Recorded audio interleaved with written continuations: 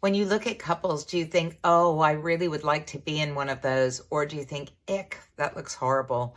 The other day I was hanging out with a new friend of mine going for a walk, and we were remarking on a club that we'd been to, and most of the people there were in couples, and we were one of the few single people. And I started saying, oh, those coupley people, those smug coupley people.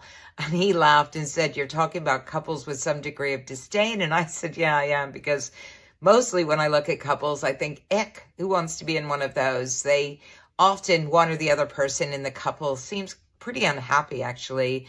And I know that when I'm in a couple, often I'm not happy. I'm bending over backwards to try and please someone, be a people pleaser, which doesn't really reflect well on me.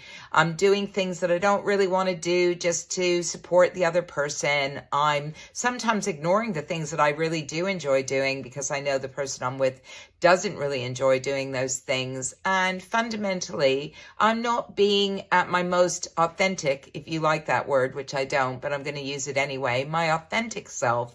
Whereas when I'm single, or single-ish, when I'm doing what I want to do, when I'm just being me and just enjoying the stuff that I enjoy doing, I'm so much happier. I'm so much more attractive to other people.